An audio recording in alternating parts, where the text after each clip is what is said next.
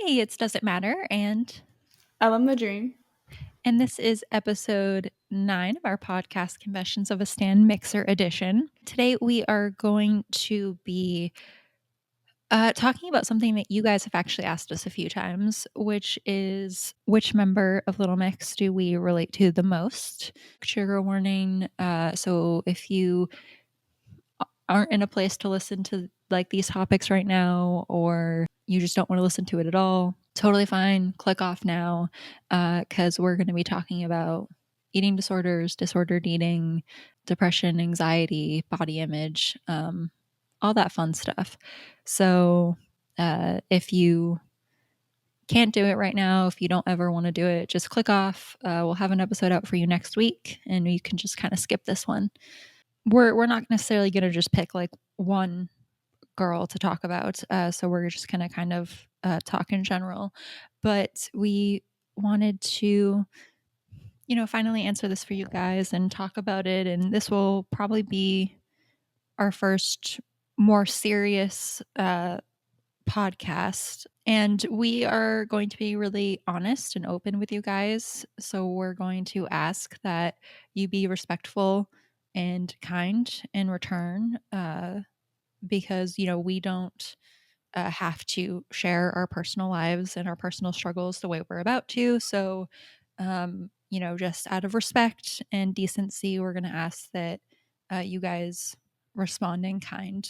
I don't even really know where to start or how to start because this is such a kind of different conversation than we've ever had on the podcast. Yeah. I guess I'll start us off and I'll say, I think at least a number of you, if not a lot of you, already know that Jessie is the girl in Little Mix I relate to the most. She's not the only one I relate to, but for a bunch of different reasons, which we'll talk about. She is the one for me that I can just relate to. We just have like a lot of similar situations or experiences. And I think I've been pretty open about that in the past, so that really shouldn't be a surprise to anyone. So for me personally, I relate a lot of my personal things to Jade. It's not exactly the same, but it is very similar, and I've learned a lot of things about myself just from the things that she's said in the past. So she is definitely the one that I heavily relate to. Even though I also relate to others, it's just a lot of the things that she's like the story, not storyline, the timeline of her things are very similar to mine. So that's where that kind of plays in, which I'll get into more later. But yeah. I mean, I don't really know where to start per se. I guess I'll just kind of follow my notes. And the first one I have is, and this is something for me that I actually relate to both with Jessie and Jade, and that's disordered eating. I don't want to, I mean, obviously, Jade had an eating disorder. I don't want to say eating disorder right now while I'm talking about myself and them because I've never had an eating disorder, but I have a very unhealthy relationship with food that I've had for probably like over 10 years of my life. I actually, as like a preteen teenager, I played with the idea of becoming anorexic a lot for a number of years. I mean, by luck or by willpower or whatever you want to call it, I always managed to kind of logic my way out of it. And my logic was always if I did it once, like if I committed to it once, then like with anything else, it would be really, really easy to fall back into that pattern, even if I decided that I wanted to stop. It's kind of like when you realize, like when you get a really, really hard class in school and you start the year and you're thinking to yourself, like, okay, I really need to like not procrastinate in this class, need to like do this and that and make sure I get this done because I've heard this teacher is like really strict and I really need to do well in this class and whatever. And so in your head, you're thinking, I really need to be on top of this and I can't like slack off the way I normally do. Right. And so you start off really strong and you're doing what you're supposed to be doing, and then you slack off on a paper or a test with studying and you realize that hey, you still did pretty well, and that means that you can do it again next time because it worked out the first time. And it's kind of like that slippery slope of a situation where like the once you did it the first time and you realize that like it worked out for you and you got away with it and all of that, like it you're just more likely to just fall down that slope. And so I always thought about it that way, and that was the only reason that I didn't develop an eating disorder. Yeah. What you said about like going back and forth with the idea is something that I've done too.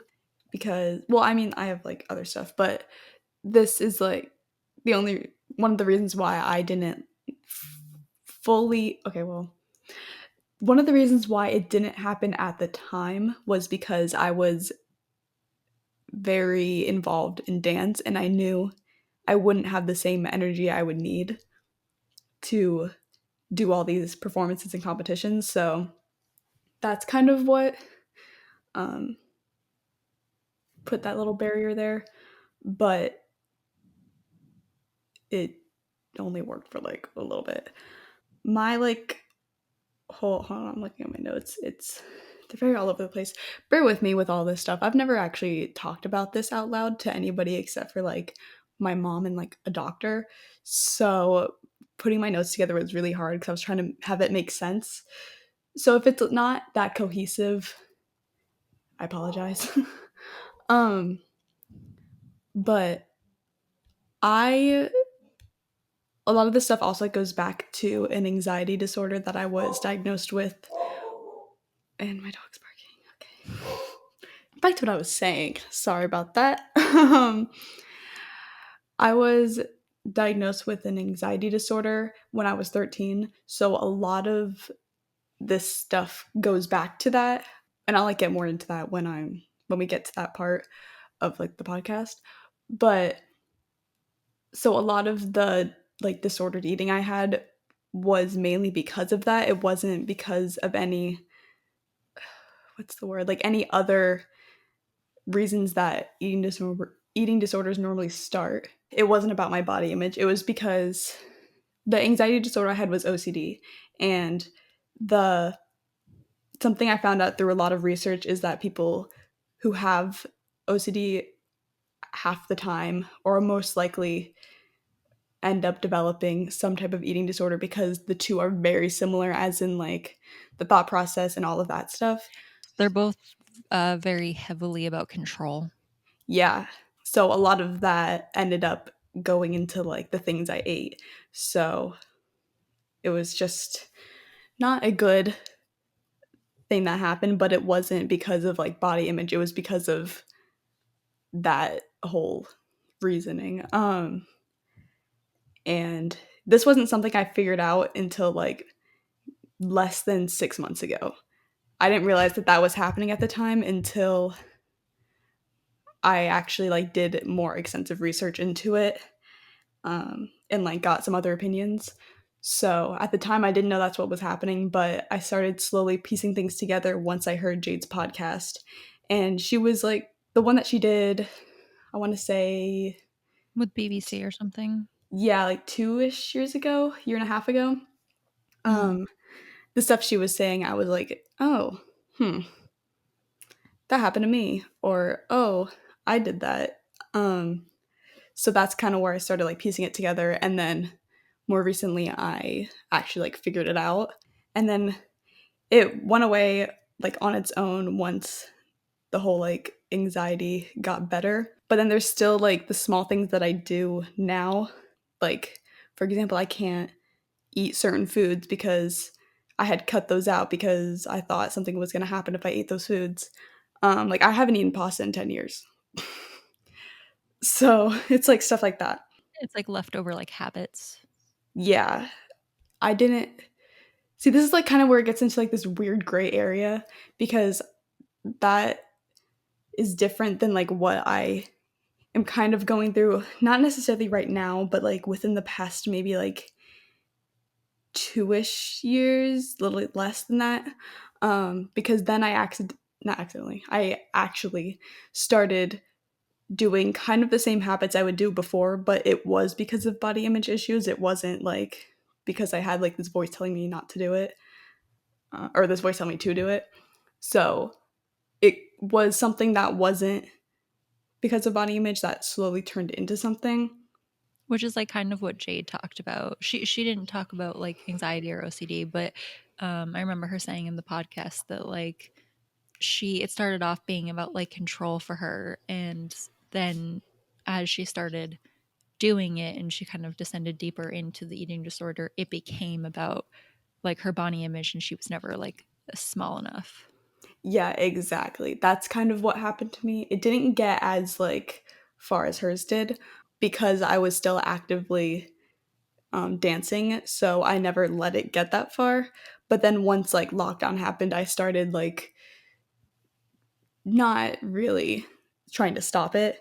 So that's kind of it's just because it's weird because it like went away and then it came back for like different reasons. So that's why it's like a little hard to describe, I think. So yeah, that's kind of like my whole like weird relationship with it.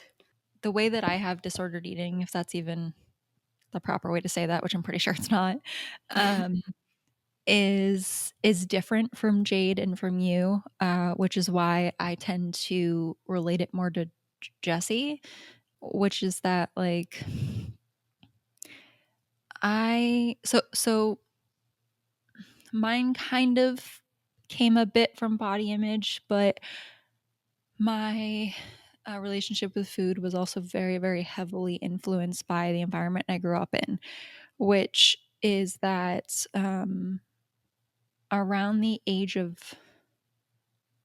9-ish, I had a lot of things happen with my family and my family life that I'm not really sure how deep I'm going to get into as we talk about this. My feeling is I'm probably going to talk about it more than I thought I was going to. Um, but essentially, my parents got divorced or were trying to get divorced, and I was taken away from my mother for uh, safety reasons.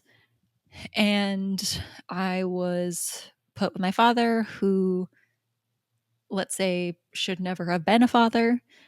I mean, there was a number of years where like he didn't even live in the house with me. Like he would just be off with really young women that were way closer to my age than his, living somewhere else, whether it was like a hotel or like a house we owned but were trying to sell that hadn't sold yet in another town. And I mean, I wasn't even in high school yet. And what that essentially meant was like there was no one there to actually take care of me, and that included food. Never really anything in the house to eat. I didn't know how to cook for myself. So, like, what kind of ingredient type things were around, I didn't know what to do with. I wasn't like completely on my own. My older brother, who was an adult, lived next door to me, and so he would, order us dinner and stuff, and he'd sleep on the couch sometimes, and he'd take me to school or whatever when needed, and all of that. So I wasn't like completely stranded on my own or anything, but he was not a parent. And so he didn't go grocery shopping, didn't, meal prep things, didn't send me to school with lunch, didn't have the money to give me to go buy lunch at school. So I kind of, through that, developed really unhealthy eating habits to the point where at some point, essentially what I mean by that is that I really didn't eat um, during a day. Or if I did, I'd spend like 3 days, and the only thing I would eat for 3 days is, like, a box of Cheez-Its.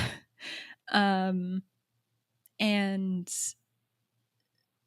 it was something that, like, I didn't really recognize was wrong or bad, and no one ever noticed I was doing it. So I just kept doing it. And I actually remember one time I got up um, I was like in my bedroom and I got up to go downstairs and um, my vision went black. I couldn't see absolutely anything. And probably like one of the scariest moments of my life because I did not understand what was happening.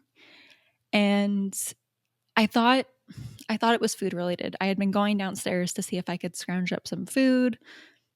I could hear my dad was downstairs. This was one of the kind of rare times that he was in the house. I could hear he was downstairs watching something on the television, which I'd have to go through the living room to get to the kitchen. And I also had to get down the stairs. And I had like it wasn't even blurry, guys. Like it was pure black. And I luckily grew up in this house that we were in. And so I kind of tried to like calm myself down. I got down the stairs. I managed to like walk past my dad without him knowing anything about it. I didn't realize that our kitchen bar stool, I knew where the counter was. I didn't know someone had pulled the chair out. And so I didn't see that coming, obviously.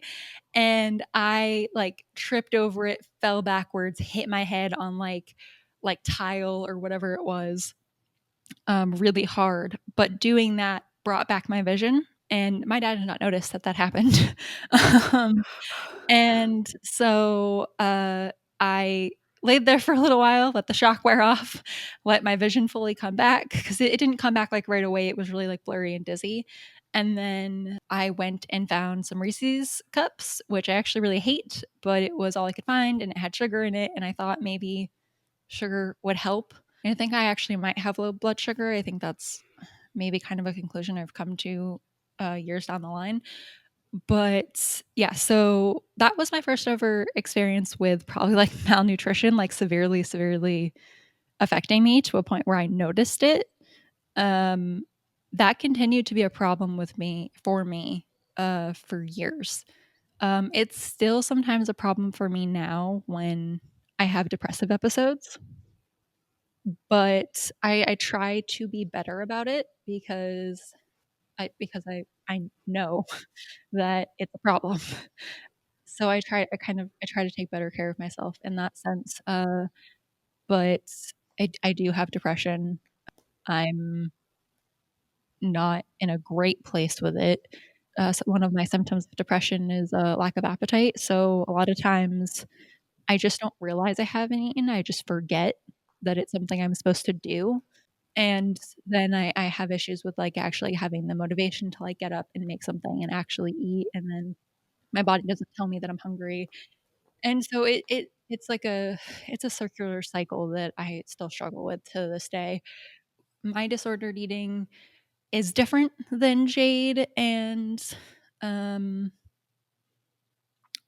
and you, and so I tend to relate a little bit more to Jessie because she used to do things like starve herself, right? Like not just to be anorexic, but like um this idea of like Jessie would starve herself for specific things and like only eat ham or whatever it was because like she was trying to do something specific. And that's kind of what mine was like. I wasn't constantly doing the same pattern of behavior. It was like on and off. And then I related a little bit more to Jessie also because I mentioned that it wasn't purely body image, but there was a body image aspect to what I was doing, which is why I played with the idea of the eating disorder. So I already had the disordered eating from the circumstances I was in. And then the body image, right, as you're going through puberty and going into your teenage years, the friends I had in middle school and high school were just really, really tiny. And I am not tiny. I'm not necessarily fat or overweight. But, I had friends who, had A cup, B cup, small waist, little hips, short. And, I had bigger boobs, bigger hips. Like I was much taller. So I just looked different to them. And no one ever said anything to me. Like no one ever bullied me. My friends never made like little, shady Snyder marks that you make when you're 14. Um, but they would just kind of make comments about like celebrities or other people. And then that would make me insecure. Like I would think like, do I have that? Like I had a friend that was like making fun of like it was someone who used to be her best friend, and they were in a fight and she was being petty, and she like was making fun of this girl's like kinkles, and I had literally never heard of that. I was like, I don't know what that is. Like, I don't know what you're talking about. Like, and I like asked my friend and she explained it to me. And then I like literally to this day, like think that like I have cankles, like, and that became one of my insecurities. Not like one of my worst insecurities, but like it's a little like nagging thought in the back of my head. And so it's just kind of like things like that. That, and then like, my dad when I would go down to eat, because he did eventually kind of move back in with me, so he was around more around the time I don't know, it's a confusing timeline, guys, it doesn't really matter. And like he would like tap my stomach and like tell me that I like looked pudgy, and like my sister-in-law and my brother were like the people I was closest to in my family, and they were the ones that were trying to kind of fill the parenting role without being parents. They were just trying to kind of be caretakers while still trying to like act like my siblings and my friends, which they did. They accomplished that goal, but they were also really like body insecure, especially my brother, who I was best friends with. So that also kind of made me insecure about my body, because all the things that they would complain about with theirs, I would like internalize to myself. So yeah, so it was like that combination between body image and then the situations I was in, not helping at all. uh, and yeah, I guess that kind of goes into probably way too much detail about that. I forgot to mention in mine, kind of like what you said, is like when you get older, like your body like changes, so Mm. that worsens like your whole body image, which is also what happened to me because especially growing up in like the dance community, dancers Yeah. know how toxic that environment is. And I grew up in a slightly toxic studio before I switched. And so I was like one of those kids who was like stick figure type. But then as I got older, I lost that.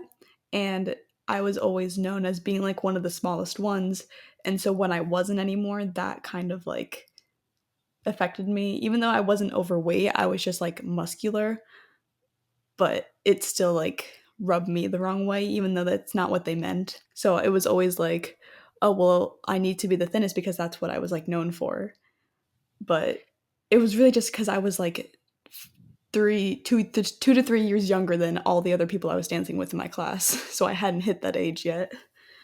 Yeah, But puberty really like messes with you. Like I hit puberty early, and I was also dancing at the time that this was all happening. I was because of all the stuff that was happening in my home life, I wasn't really paying that much attention to dance, not like I had been in the past. mhm. And then I wasn't in a toxic studio, thank God. But yeah, like I was always tall for my age. I'm still tall. Like I've stopped growing, Same. but I'm still tall. And um I was always that way. I didn't like have like a growth spurt in that sense when I hit puberty, but I was much thinner and smaller before I hit puberty. And then once I did, I put on a little weight, got boobs, got hips, grew even taller. Um, and then I got really insecure in dance with like having to get measured for like costumes, and like Oh. had to have like someone like pick us up or something. I was always really insecure that I was like too heavy Like, Yeah, I'm, like, getting, like I always really got anxious over that, the dancing thing, like, to be honest, like, I never even really remember it when I talk about it because I just had so much stuff going on at home, but when you mentioned it, like, yeah, like, I remember being like, I started wearing, like, long pants and, like, baggy shirts to dance class, which if you dance, like, you'll know that you're not supposed to do that. Oh, Um, yeah. like, you're supposed to wear tight-fitting clothing, It to sucks. yeah, you're supposed to do it so that, your teachers can see your form, but when I started to get, like, really insecure about my body, I would just, like, kind of take the scolding that I would get when I would get to class. I mean, my ballet Yeah. teacher was really strict, and she would make me, like, because I had leotards on underneath, like, the sweatpants and the baggy shirts, so, like, she would force me to, like, take it all off, and I remember her critiquing me too on, like, my form, and when you hit puberty, like, your center of balance changes and stuff, and like the way you dance has to change, and like that was all really weird as well. But yeah, now that you like but when you mentioned it, like I remember like all of that like playing into my insecurities a lot. Yeah, with my old studio, that was I'm just gonna say it was toxic, like, it was bad. I don't associate with any of them anymore, so it's okay. Even though I doubt they'll ever hear this. The rule was you had to wear a leotard, a black leotard. Well, it didn't really matter, but it was mainly like a black leotard, pink tights, hair in a bun for every single class. We Mhm. weren't allowed to wear car cover-ups. The only time we were ever allowed to wear anything other than a leotard and tights was for hip hop, but I had acro right after, so I'd have to wear leotard and tights, anyway, and so I would and we weren't allowed to wear sweatpants and or, like, baggy long sleeve shirts, so, like, my teachers were really strict, and at the time, we had ballet multiple times a week. So it was not a good situation. And so when I switched to a studio that was a lot better, um, and like a lot nicer, it we only had to wear leotard tights at ballet, and every other class we could wear leggings or a t-shirt or what we wanted because she one understood everything and tried to make that not an issue, which was really nice. Um, but yeah, it just that anxiety that you get when you get measured is not Oh, fun. I hated it, and my studio used to do it like in the middle of class in front of everyone. Yes, and they'd write down your measurements on the paper with other people and you could see it, and I was always Yeah, like, like, we "Ugh." used to have one person who would do the measuring, the other person would be writing it down, so they'd literally say it out loud, and you're like, Yeah, "Oh my god." yeah. Like And, like, in addition to that, you have to wear that costume. So you might get measured in, like, December, but you have to wear that costume again in, like, June. So you oh, can't, yeah. like, change your weight. No, like, you can't, like, gain weight or anything, Ugh. you have to actively be aware that, like, that costume has to fit Yeah, in, like, 8 months. especially when you're competing, 'cause Oh, and yeah. then ugh. And, like, my studio moved to, like when I switched studios, my other studio was, like, very, like, old school and conservative and, like, that whole thing, um, and then when I switched to my new studio, we were wearing, like, two-piece costumes, and we were like, ugh. So that anxiety was not fun. Dancing, as much as, like, I loved that experience, like, looking back at it, like, it definitely was not great on the body image thing. To any non-dancers who are listening, to explain, like, how bad body image, like, that whole issue is in dance, I was able to do an entire well, it wasn't like a full documentary, but, like, a little mini documentary for one of my finals this semester on that topic. Yeah, Like it's like a really prevalent, like, huge issue in dance. yeah. Just to really quickly touch on this, and this is something I don't wanna go too deeply into, just because we don't need to. Um, but another thing that makes me feel not necessarily connected, but, like, that I see myself in Jesse in as far as experiences is, the I don't necessarily wanna say that she's strained from her father because, like, we don't actually know her family situation with him, but like what we do know and what her mom said in the documentary about basically just being like a single mom. So my parents were together until I was 9. My mom developed paranoid schizophrenia and killed herself when I was 12, I think. Um, and but when I was 9, like I mentioned earlier, I was taken away from her for safety reasons, and I was deposited with my father. But he did not want to take me. He did not want to be an active parent. He shouldn't have been an active parent. So, despite the fact that like I grew up with him present in my life, which it seems like maybe just he didn't. I don't know that. I don't want to project, but based on what her mom said, it seems like maybe he was more absent than present, I should say. But my dad was a bad father. He was an addict. Um, and he was really emotionally abusive. He was never abusive like physically or anything like that. But it was like a lot of like manipulation and like gaslighting. And I think as I'm older with hindsight, I think some of it was intentional manipulation and some of it is his own like denial of who he is. But yeah, so to this day, I don't talk to him. It's better for me and my mental health and just my life in general if he's not in it. So yeah, as soon as I turned 18, well, not really. I had to deal with him in college because of the financial aid system that we have in America, which is stupid. But as soon as I got out of college, I essentially was like, yeah, sorry, no, bye. And I haven't talked to him in many years. But yeah, there were just like a lot of like situations that just like he's been arrested before for like domestic abuse, not against me, but like there was a situation with a girlfriend that I don't totally know what happened because I was out of the house. Like I was in college when it happened, but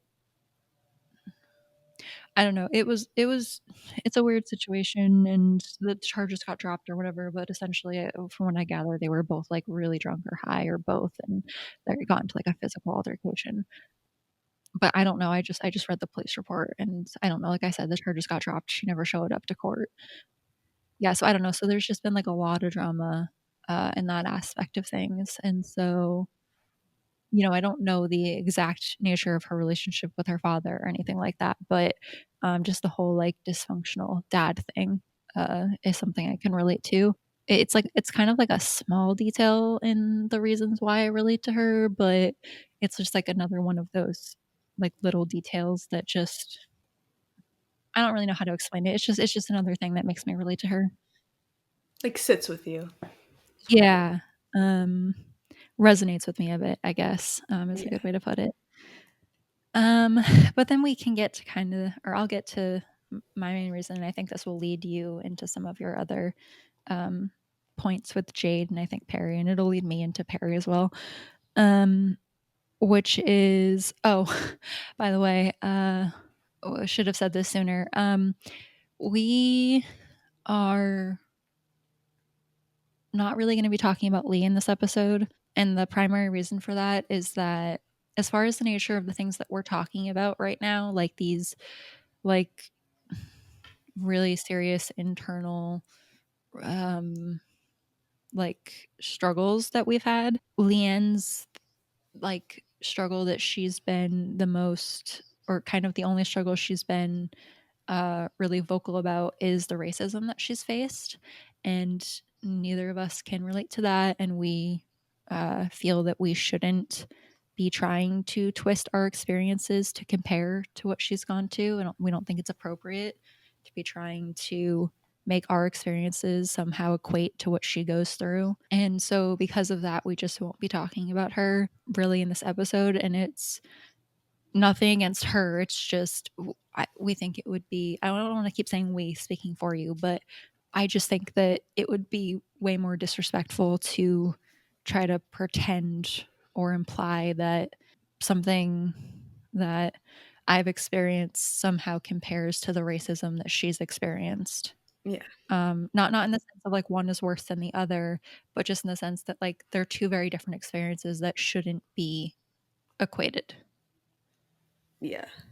We don't want to like stretch something that really isn't there. Right. And obviously like there are a bunch of people who will relate to Lead the most, and I'm sorry if we're disappointing anyone who maybe wanted to hear us talk about that, but we just think that it's not appropriate. But we did want to kind of explain that. And on that note, kind of the biggest and the most obvious, I guess, reason that I feel especially connected to Jesse and a little bit to Perry is the fact that I have clinical depression and anxiety as a secondary illness slash symptom. Like my anxiety is a symptom of my depression rather than actually having an anxiety disorder. So even though my anxiety is a secondary illness, and Perry hasn't really spoken too much on her anxiety, but what she did say in the Glamour interview and a couple other snippets from a different interviews that she's had since then, I can kind of relate to some of that, um, to a little bit of that like debilitating anxiety. My anxiety gets really, really bad when my depression gets really, really bad. And it, it, I don't have anxiety the way she has it. So I don't want to really be comparing too much, but just that like she talks about struggling with being able to like leave the house by herself and all of that. And one summer while I was in college, I was in probably the worst depressive episode I've ever been in. And so my anxiety was absolutely atrocious. And like I was, when I say that, what I mean is like I was anxious 24/7. I felt like something was like gnawing inside my stomach. I could not calm down no matter what. Like there was absolutely nothing I could do to make it go away. And I had a lot of I have a lot of anxiety triggers from my home life as a child. One of them being like doors. When I hear doors open and close, like that will trigger like an anxiety spike for me, like a rush of adrenaline. And that's because when I was a kid, I used to be really, really hypersensitive to listening for doors opening and closing in my house so that I knew when it was quote unquote like safe to venture out of my room without running into my dad or one of his girlfriends or whatever. And so when my anxiety is really, really bad, that includes some of those anxiety triggers. And I was living with a friend who had taken me in for the summer and her family. And I was the worst house guest you could ever imagine. Um, I was temping in New York occasionally, but really I was spending most of my time curled up in their guest bedroom, not eating, not talking to them, not leaving, not showering, not like absolutely anything. And I had such horrible anxiety. And one time I got a temping gig for like a week or something. And I remember the first day I always had anxiety, right? Like it was this constant state of anxiousness, but then I was also nervous about traveling into New York City because I was in Connecticut and I was traveling into New York City. So it was like taking a train in. And I was really nervous about like finding the office building, about what I was supposed to do there. I was just, like for anyone else, it's just kind of like first day nerves. But because I was already so hypersensitive, those nerves weren't nerves. They were like really hardcore anxiety. And I remember actually like getting into Grand Central Station and I ended up like sitting on the floor in the middle of a hallway while people like walked past me in rush hour because I like couldn't stop shaking. Just like that day, the anxiety was just like really debilitating. And so, like, some of that stuff that like Perry was talking about, I kind of related to. Again, though, like she has an anxiety disorder, which is different than what I have. So I don't really want to equate them. But like there are aspects of her anxiety when she was talking that kind of reminded me of my own experiences. So, how I relate to Perry is kind of what I started to mention when I was talking about like the whole eating stuff. When I was 13, I was diagnosed with OCD, which, if you don't know what that is, it's not like that, oh, that picture has to be straight or it's going to annoy me for like a few minutes, or like that bookshelf needs to be organized in alphabetical order. Like it's not like that type of stuff, which is seems to be like a common stigma with it. It's something that's like often like joked around with, which if you actually have it, it sucks and it's not anything like that. Like it is, but it's like 20,000 times worse. Like, it's not, like any of, like, the mental illness stuff that you guys say, like bipolar or, like, psycho or, like, depressed or, like, OCD, like, none of that is honestly, like, anything you should be saying if you don't have it. Like, Yeah. it is very severely different than whatever stereotype or stigma is floating around, like, mainstream. To sum it up, because like it's so confusing to describe because it sounds so bizarre. Um, so like I probably won't do the greatest job of explaining it, so I recommend like googling it because it'll probably do a way better job. Um, but I'll just give like some examples of like things that I couldn't do to kind of give you an idea. Um, so like instead of it being like the picture or the bookshelf, it would be like if I don't go to this cabinet and I don't grab this bottle of water a certain number of times, then like something bad is going to happen to me. It's that type of thing. So you it could be something as simple as, I don't even know, writing your name, or it could be like tying your shoe, or like every single thing that you do, like blinking. That was a big one for me because it's different with everybody, so it's like hard to pinpoint certain aspects of it. But for me, it was blinking. I would blink a lot, like a certain number of times, because like each number is like, this is where it sounds so bizarre. Each number is like relates to something. So like three, like for example, three for me was a bad number, but four wasn't a bad number. And like my safe number, I guess you could say, was 26. Like I could never go higher than 26 because after that, then it just got ridiculous in my mind. So if like it was just a really bad day for me, that was like the amount of times I could do it, like the most. Oh my god, I'm getting like shaky talking about this. Fun. Um, but yes, that's kind of like, to sum it up, that's what it was. And it got really bad in the summer before, what was it when you're 13? You're in seventh, the summer before eighth grade, and the entire eighth grade year for me was trash. That's where it was like at its highest. It was really bad. It stopped me from doing, like at school I couldn't write because I would have to write my name and erase it. I couldn't read that much because I would have to reread the certain line over and over again. And I couldn't, it was even getting to the point where like walking became hard because I would have to walk, like I have, of course I live in a house that has multiple different flooring, so like I have tile, I have carpet, and I have wood.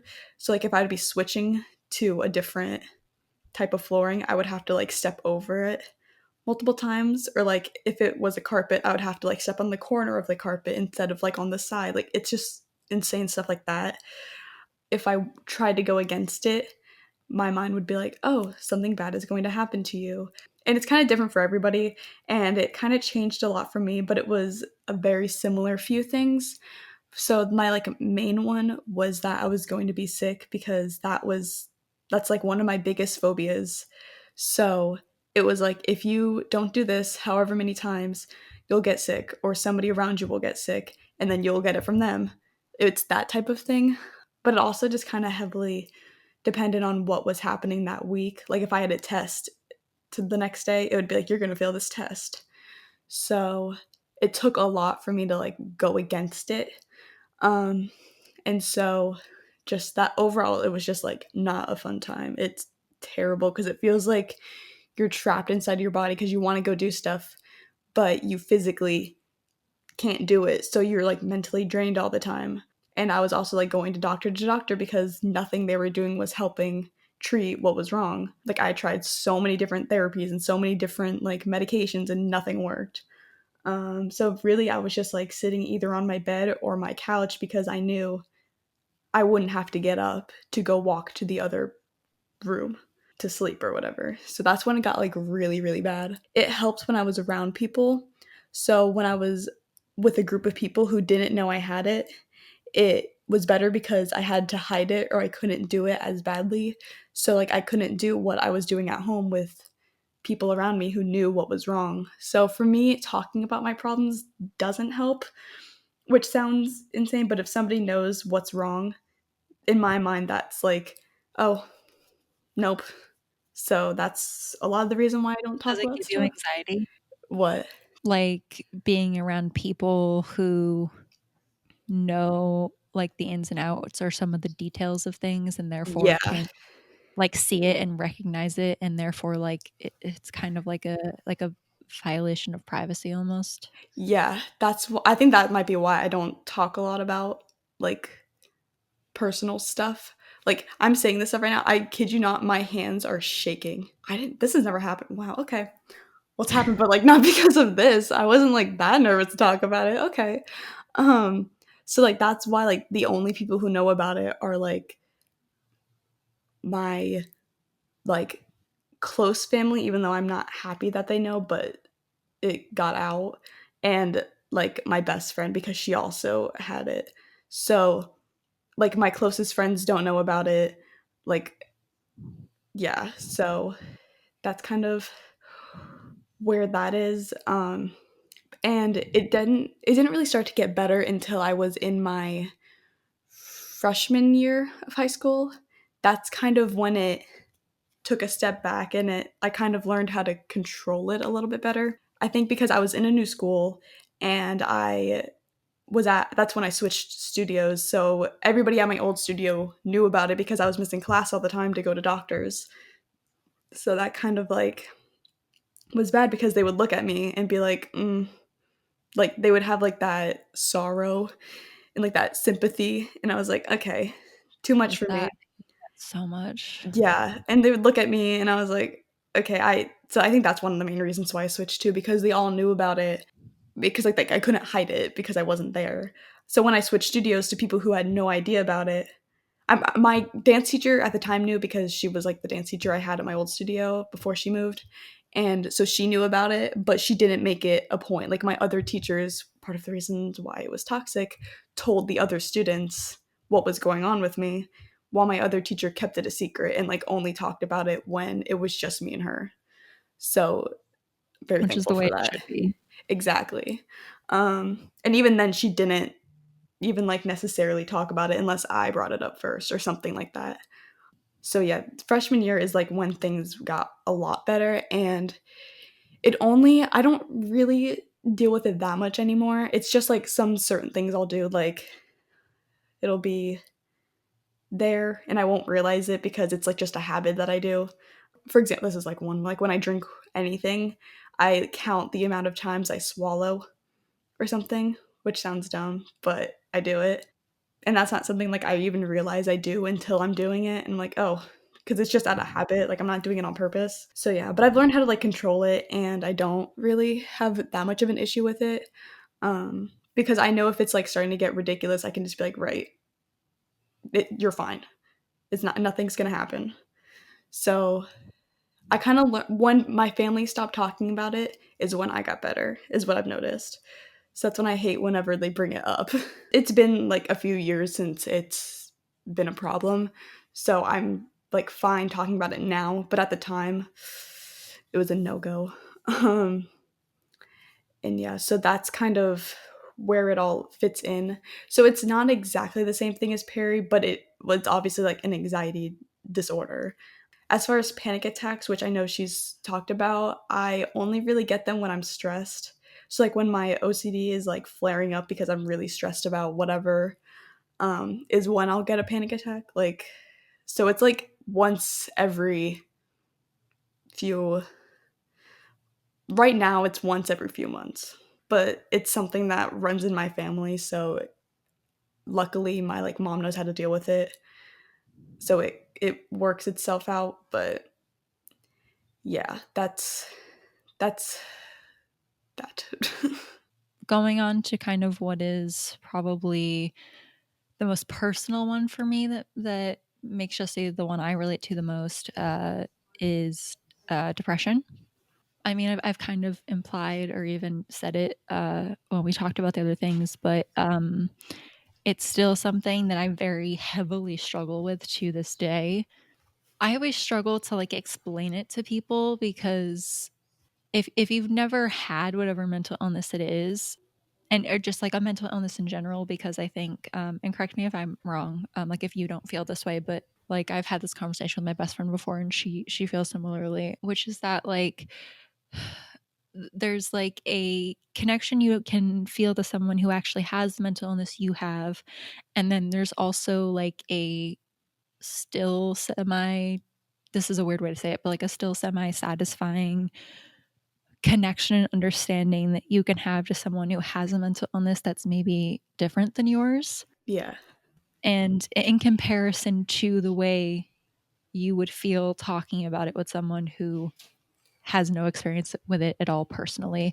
And by that, I mean like you have not had a mental illness, because it's not the same. Like knowing someone who has it and having it is not the same thing whatsoever.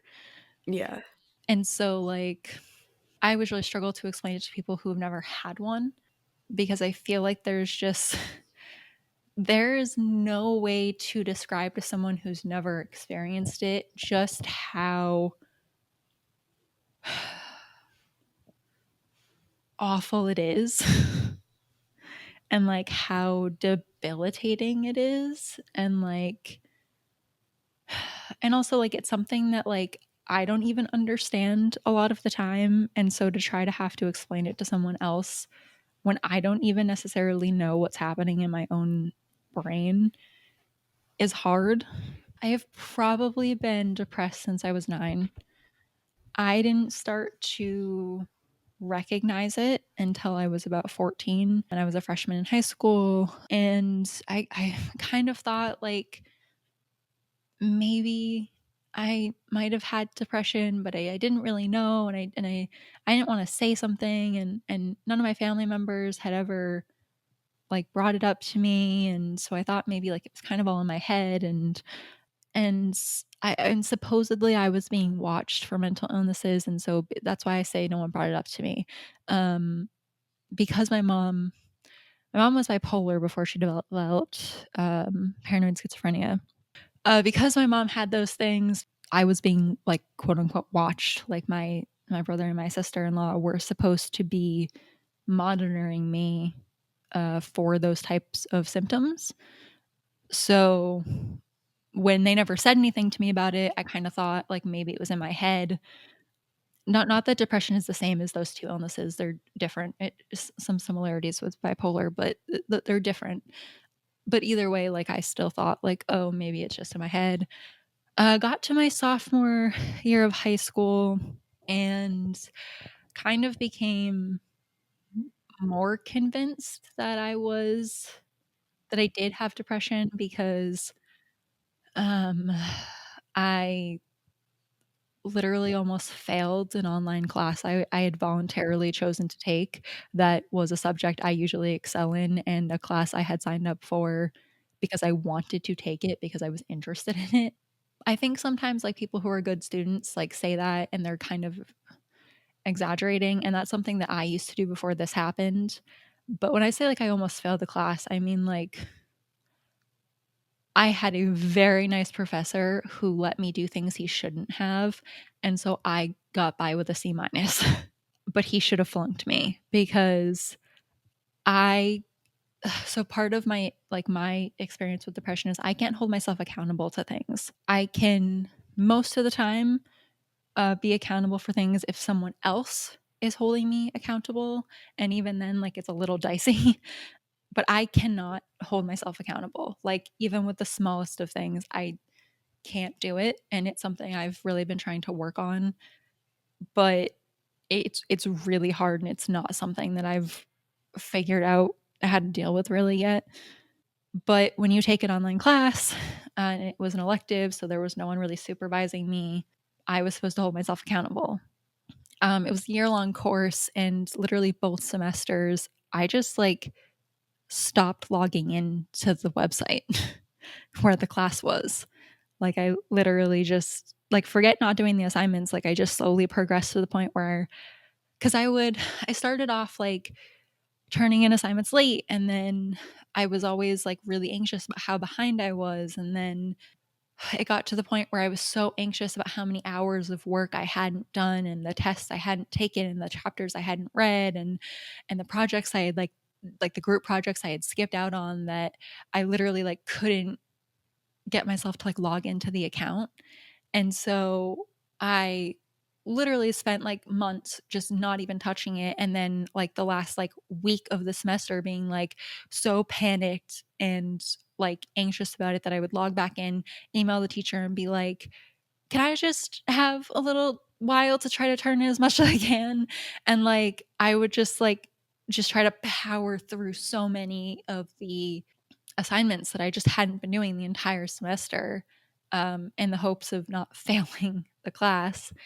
And the only reason I didn't fail is because the teacher was nice enough to not put in zeros for the assignments I missed.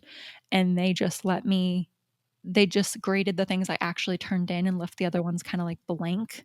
I mean, they gave me a few zeros, but like if they had given me zeros for the amount of things that I didn't turn in, I would have failed. So I honestly just lucked out having that teacher. And I don't know if they ever suspected anything, but I never explained to them. That was kind of the shifting point for me, where in my head I was like, okay, that was a problem. Like, something happened there, cuz that's not who I am.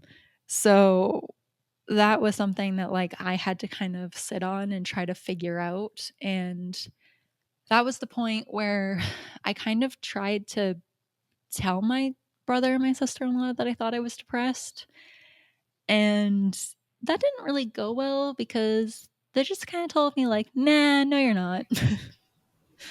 Um, I hate that. yeah, so,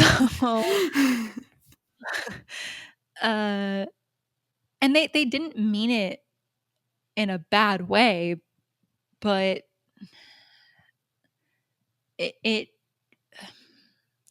they just kind of, like, were trying to do that thing where it's like, "No, you're fine, just," because everything was so fucked up for me at home, they were trying really hard to try to make everything as okay and normal as it could possibly be.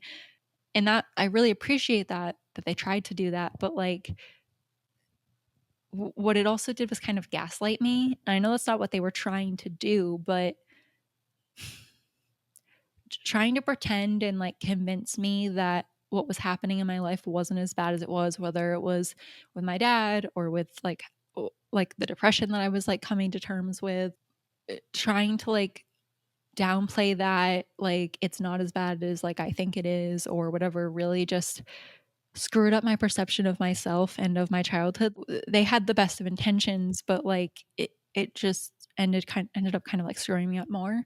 So, and it also left me with, like, a bit of an imposter feeling, and, like, I felt very isolated, like, I didn't fit in with the normal people, but I wasn't supposed to fit in with, like, the people with broken homes and broken families, because, like, I thought it was bad, but then, like, the people I trusted the most in the world were telling me, like, "No, not really." And at the same time, were telling me that, like, I couldn't say certain things at school in case the police would get called on my dad, and, like, oh, the fact that, like, I think his girlfriend is, like, high as fuck on speed all the time. They're like, "No, that's just how she is." I was right. Um, like, so it it's just, like, those type of things. So I was always left kind of feeling like I didn't belong on either side of anything. And so that increased the isolation factor, and that, fed into the depression. And at that point, I kind of spent about a year trying to come to terms with it myself. And I it got worse, over that time period. My senior year with my depression, it kept getting worse. I don't wanna say, like, I didn't almost fail my senior year, I didn't, but I but the only reason for that is because I couldn't get my work done outside of school. Like, I can't explain to you what it is, but I could not get myself to do my work outside of school. I would try and I would spend hours obsessing over how much time I was losing to not getting it done, and how I was only thinking about it, and how once I didn't do something one night, then it was like adding up, and then I would have like 12 hours of work I was supposed to do, but then that's not possible. And it would just like keep going on, and I would have such anxiety about that, and I could not, I physically couldn't do it. And like to the point where like my senior year of high school, like I I had like read online at some point that like something you're supposed to try is like breaking down what you're supposed to do into steps, to make it like more manageable. And my steps were like sit up, put backpack on bed, open backpack, open folder, like find pencil. Like I literally had to break it down into that small of tasks in order to try to get myself to do things, including like get out of bed in the morning. Like I couldn't get out of bed in the morning, and I would like miss school, and I did almost fail out of my classes for missing school. We had like a 10 limit like absent from classes, and I like almost failed out of 3 of them like every single year of my junior and my sophomore, junior, and senior year, because I couldn't get out of the bed in the morning, and my brother wouldn't take me to school if it was past a certain time. And like it was just like it was really not good. And the only way I got through my senior year, because like I said, I didn't almost fail, but the only way that was the case is that I would do all of my work during all my other classes. So, like, on the drive to school in the morning, I'd be doing my first period work. And then in my first period, I'd be doing my second period homework. And then in my second period, I'd be doing the third period. And that was how I got through my senior year. And I like wrote how many papers in the notes section of my like 4S tiny iPhone, and then like would have to like run to the library to like send it, to like copy and paste it into an email, and then send it, and then go to the library and like copy and paste it into a Word doc and reformat and spell check and then print it out. And like it was not good. Barely got through my senior year in that sense. And then when I got out of the toxic place that was my family in my hometown, it did get a little bit better in my my freshman year of college. And I kind of thought like maybe that would just fix it. Like maybe I just like wouldn't have depression anymore. Turns out that didn't work. And I ended up my sophomore year of college, I was it my sophomore year of college? And yeah, it was. Second semester of my sophomore year of college, I studied abroad. And boy, was that the worst time of my life. That was the beginning, and really like a huge portion of like the worst depressive episode I've ever been in. And it lasted for almost a year. We don't really have to go into the details of that, but it was very, very bad. And my poor best friend trying to keep me afloat from another country. She honestly she probably saved my life. I have never told her that, but she probably did. Got back that summer, still was super, super depressed. That was the summer I was staying with my friend's family. Got back to college, still super, super depressed. So depressed that I destroyed all of my relationships with all of my close friends. And it got so bad that I ended up I entered a medical study, because I knew, well, A, they were going to pay me and I really needed money because I put myself through school. But I knew that if I did the medical study, they were going to give me free healthcare, like free therapy and a free diagnosis. And like they would prescribe me medication. And I was always really, really reluctant to take medication because I was really scared that it would change, not change who I am, but I thought it would change how I see the world, and I believe that, like, the lens in which we view the world is a big part of who we are, and so I was afraid of that, and so I was always really against it, but it got to a point where I was like, I don't have another choice. Like, I just have to get help. So, I went and I did that. I got diagnosed officially with clinical depression, got on medication, uh, still on medication. I still have depressive episodes even though I'm on the pills. I still have them. It will still get bad. I still get anxiety when I have bad depressive episodes. So not only, like, can I relate to the things that Jessie said in her documentary and has said in interviews, there's, like, a kind of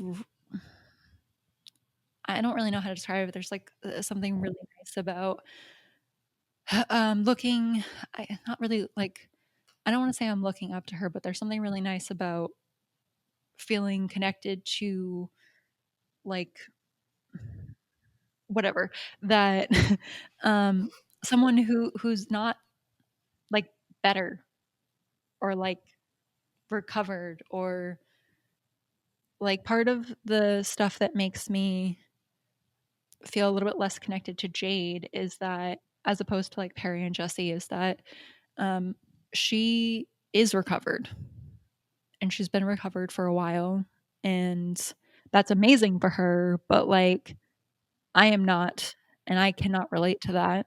And so there's something kind of nice about feeling connected to someone who also isn't really recovered, and is still struggling and still trying to figure it out. I don't know if that makes sense, but that's my really long uh, story about that, which I'm probably going to cut up. Um, that is why, for me, the answer to the question of which girl do you relate to the most is Jessie. I think for me, like when I watched the documentary, like one of the lines that like really um, stuck out to me that I remember feeling when it was really bad was like she said something like, "I'm gonna wake up every day and just be sad like Yes. every single day." And I remember really feeling like that. I remember feeling like um, no matter what I did, no matter what I changed, no matter how much I tried, like I was just like it was just going to be a never-ending like cycle of just waking up every single day and it just never getting better and it potentially getting worse and like that there was just like no hope.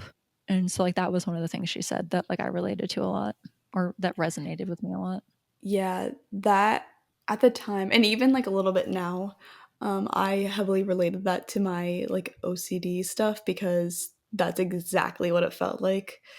Um, because at the time, that's literally what I was thinking, that it was never going to get better, and that it, because it was such something that nobody really talked about, um, as like they talked about it as in like the whole stereotypical version that people joke about, but they never like went in depth with like the severity of it. And so I didn't know people who had grown up and how they had like fixed it, because I would see interviews with like some celebrities who like said like, "Oh yeah, I had that growing up." And I'm like, "Okay, well what did you do to fix it, because right now I'm in the same boat every single day." We knew going into this that this was going to be a bit of a therapy session episode. Yeah. And so we prepared for that. I'm sure you guys have probably been already listening to us for a longer than usual time just because of the topic and how much we did talk about it. But I think to just kind of recap, it's Jesse for me, it's Jade for you. Yeah, like it's kind of like a tie between Jade and Perry, because like both of theirs like kind of Like hit are, close. yeah, and it's like one comes from like the other, and it just, yeah. So that is, kind of our thoughts and a little bit of insight into how and why we relate to some of the girls in the group. Uh, it's kind of a weird way to say that, but you guys know what I mean. And, like I said at the very beginning, obviously we talked about a lot of personal things. So the comments need to be respectful, of course, of us, but of anyone else in the comments who maybe is also going to share something about what we talked about. We just want to, let's not try to fuck anyone up just for fun. Yeah. Um, so let's just be respectful and just decent. We know this was a little bit different.